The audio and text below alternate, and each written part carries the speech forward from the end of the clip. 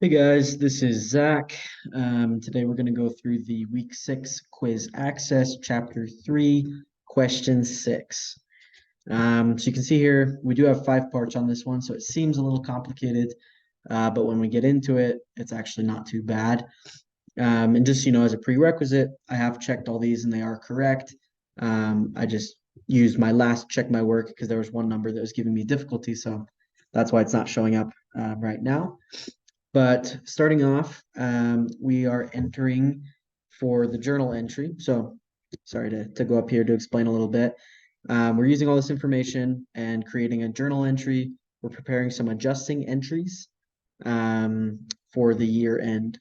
So first of all, we need to make an entry to show the depreciation on the company's wind turbine equipment for the year is $5,400. So the main thing to remember here is to put your debits before your credits.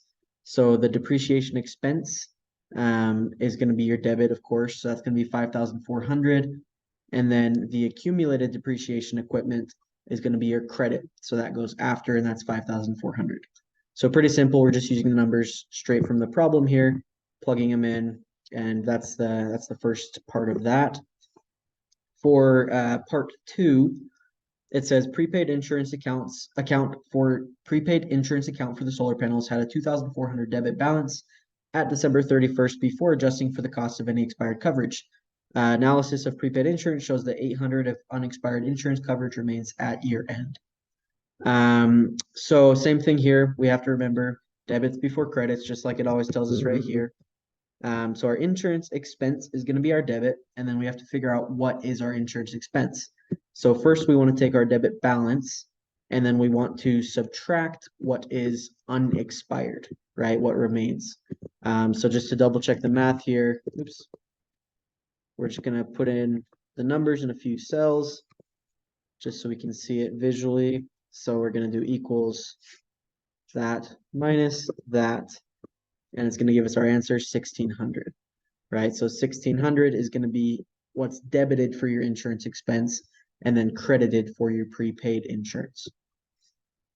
Moving on to part C, the company received $4,200 cash in advance for sustainability consulting work. As of December 31st, 1/3 of the sustainability consulting work had been performed. So same thing, debits before credits. Unearned revenue is going to be what's debited, right? And then our services revenue is going to be the credit. And then we have to figure out what that is. So it says it's 1/3 of 4,200. So we're going to go here, type in 4,200, and then we can just type in reference the cell divided by 3. We see that that's 1,400. So then we go back and we just credit and debit 1,400. Okay, so pretty simple there. Moving on to part D. As of December 31st, $1,600 in wages expense for the organic produce workers has been incurred, but not yet paid. So when something's incurred, but not yet paid, you do count the expense, and then you also have to put on there your wages payable, right? You have that liability there. So your wages expense is going to go first because that's your debit. You're going to debit $1,600 just from the problem there. And then your wages payable, that's going to be your credit. Same thing, $1,600 from the problem, so that balances out there. And then last part E, as of December 31st, the company has earned but not yet recorded $440 of interest revenue from investments in socially responsible bonds.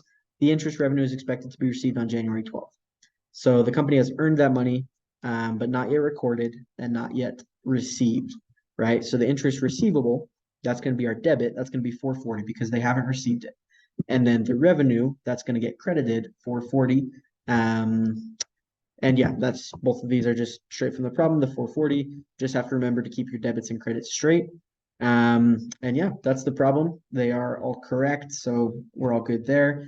And yeah, please let me know if you have any questions. I'd be happy to answer throughout the week, and I look forward to sharing with you. Thank you.